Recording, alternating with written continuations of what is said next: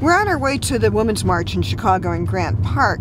It's coming on the one-year anniversary of the inauguration of Donald Trump. It's also on the day of the government shutdown, which may be one of the big themes of the day as we see what people are talking about and what the speakers are saying. We're here a little early before the march, and I like to start a story of the day in the beginning. And this is a list of the sponsors of the march.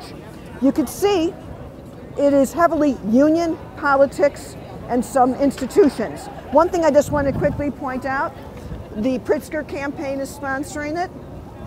The Need to Impeach, that's the group bankrolled by billionaire Tom Steyer. He's one of the speakers here today, and we'll be talking to him later in the day. And you have a lot of the unions who are helping out, particularly the Chicago Federation of Labor, SEIU Healthcare, and the Transit Union. So this poster alone is a little summary of who's helping out in organizing and providing the institutional underpinning of the march. Here at the main stage, we're starting the day of the Chicago Women's March. Okay, everybody, tight.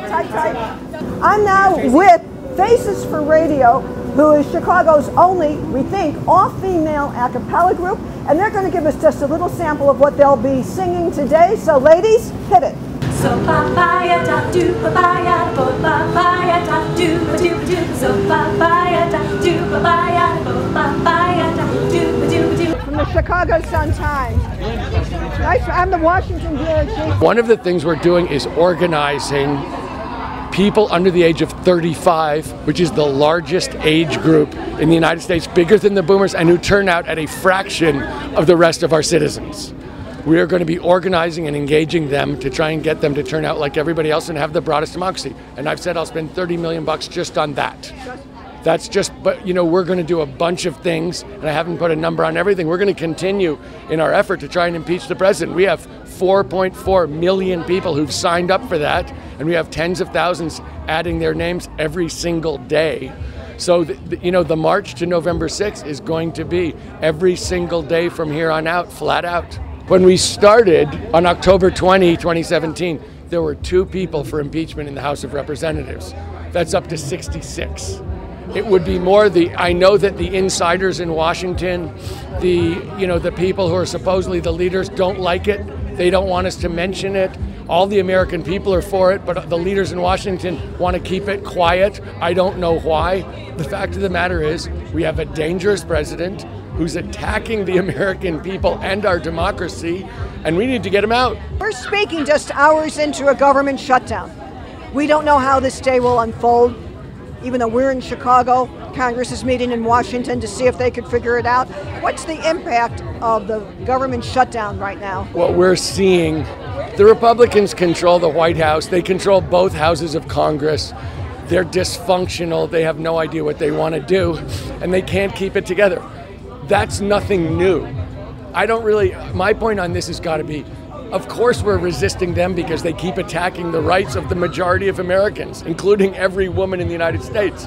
The question that we have in front of us is, what exactly are we going to do? How are we going to put forward a positive vision of investing in the American people so that people will stop paying attention to these Republicans and their shenanigans and their dysfunction and their dishonesty, and starting looking forward again to building the kind of country that we deserve to have and that we can have. What is your latest thinking about a 2020 run for president for yourself? We have an absolutely critical 10 months ahead of us going to November 6, 2018. And you can't tell me where we're going to stand the day after Election Day, and I can't either. But I know it's going to be dramatically different from where we stand today, and we'd better win. So as far as I'm concerned, anyone who's looking past November 6, 2018 is doing a disservice to the people of the United States. Okay, now Tom, Lynn, that's all for now.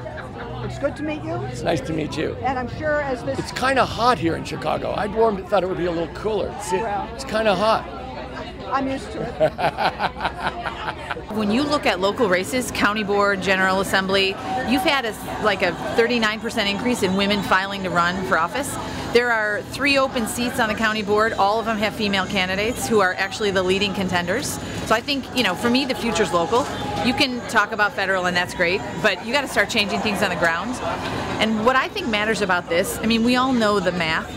women need to feel like they've been encouraged and supported to run. They don't want to feel like they're out there on their own, because politics is a rough sport. It's people coming at you all the time, and you need to have backup. And so what this does is say, if you're a woman and you want to run, you've got an army. You're not going to be there by yourself. Hey. Are you ready to fight? This is not a moment, this is a movement. I think if you look what happened in Virginia, and you look at these other races that's happening, you'll see that the women are fired up here for all causes. Whether it's reproductive rights, whether it's for our dreamers, whether it's a Me Too movement and standing up with our women and sisters that are in the hotel industry fighting sexual harassment, or our Ford plant workers. Enough is enough. And so we've got to take these voices and we've got to run to the polls and get these guys out of there. I appreciate it. In the United States, less than 1% of elected prosecutors are women of color. 95% of elected prosecutors are men. It's like I'm a unicorn, and it's unacceptable. The criminal justice system has a huge impact on women, on families, and again, it's just assumed that this isn't a place for us. And so the historical relevance of being the second woman and the first African American woman to assume this position means that we got a lot of work to do. I certainly don't want to be the last. Well, I think because the state had been suffering under Rauner for 3 years, that we still didn't have a budget at that point in time, and the kinds of pressure that was being put on Democrats to cave into Rauner's turnaround agenda made me realize that, especially since there was an open seat, we needed to have a strong progressive in this seat in Springfield. And so after all the years of kind of helping others run for office and watching others run, Yes. You jumped in yourself. I did. So that's Exactly. one of the themes that we're probably going to hear at the march today, is getting more women to run. I hope so. I hope so. And it's already happening around the state. I'm committed to making sure that we bring up the next generation of strong women to follow on and to make sure that they have a voice. You know, we're in a situation, I'm going to talk about it today, where we can't afford to lose the progress that we've made over the last 5 years, the last 50 years, the last 100 years. Our foremothers fought for us to have a say in our government and in our lives and over our bodies. Man, I gotta tell you, enough. And again, the other thing I don't know if y'all heard. You!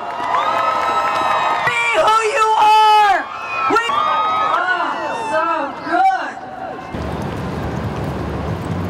good! In terms of the politics of this Women's March in Chicago and across the country, is to see what it will yield in actual political turnout.